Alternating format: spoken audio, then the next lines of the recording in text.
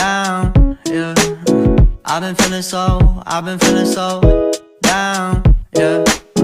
Can you tell me why? Can you tell me why? Om Swastiastu. Hai, saya Rizka Nafianti dari kelas 10A Farmasi nomor absen 22.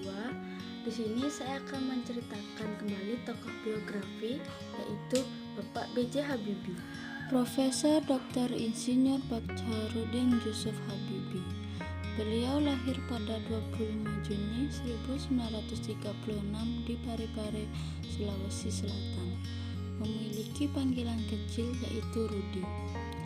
Habibie adalah salah satu orang Asia yang menduduki jabatan nomor 2 di perusahaan pesawat terbang Jerman.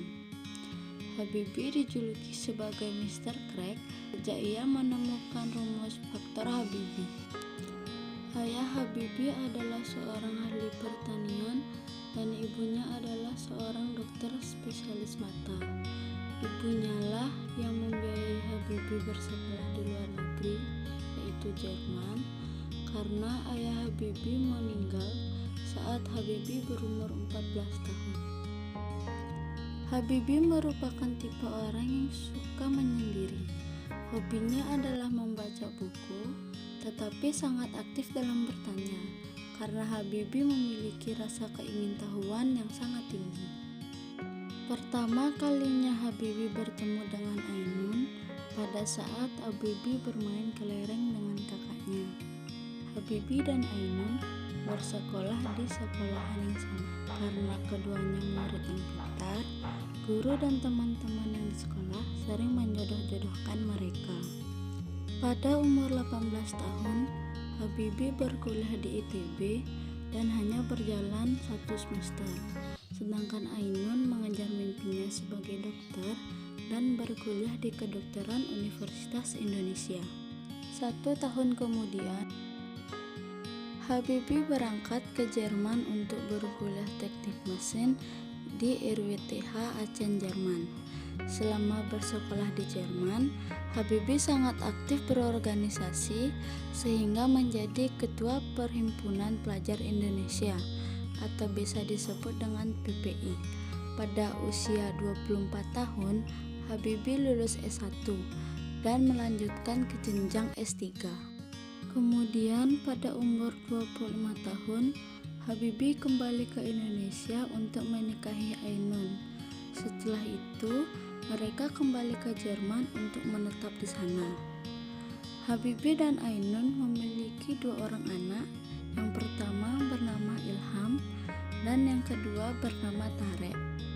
Di usia 28 tahun, Habibie lulus S3 dari RWTH Aachen dengan predikat summa cum laude.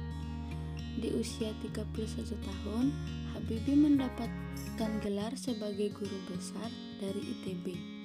Setelah lulus, Habibie bekerja di Jerman sebagai kepala penelitian dan direktur teknologi MBB. Pada tahun 1973, Habibie harus kembali ke Indonesia atas mandat Presiden Soeharto. Setelah 1 tahun di Indonesia, Habibie menjadi penasehat Dirut Pertanian. Pada usia 40 tahun, ia menjadi Dirut IPTN DI. 7 tahun kemudian, ia diangkat menjadi Ristek. Habibie menjabat sebagai Ristek sebanyak 3 kali. Kedua kalinya setelah 2 tahun memulai proyek pesawat N250 dan yang ketiga kalinya pada tahun 1993. Pada tahun 1986, Habibie memulai proyek pesawat N250. Pada tahun 1998, ia terpaksa menghentikan proyek N250 karena pada tahun yang sama ia menjadi wakil presiden RI dan mendampingi Presiden Soeharto.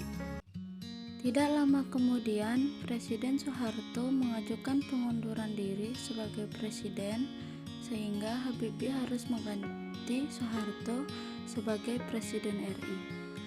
B.J. Habibie merupakan presiden dengan masa terpendek dalam jangka waktu 1 tahun 4 bulan. Pada tahun 2010, Ainun meninggal dunia setelah melawan kanker ovarium stadium 4. Habibie sempat menderita psikosomatik malignen, yaitu kondisi gangguan psikologi karena kehilangan orang terkasih. Habibie rutin mengunjungi makam Ainun setiap hari selama 100 hari, bahkan setelahnya. B.J. Habibie meninggal di usia 83 tahun, tepatnya pada tanggal 11 September 2019 di RSPAD Gatot Subroto, Jakarta, karena mengalami gagal jantung. Beliau dimakamkan tepat di samping makam Ainun. Sekian video dari saya, mohon maaf bila ada kesalahan. Sebagai penutupan, saya ucapkan Parmasanti. Om Santi Santi Santi Om.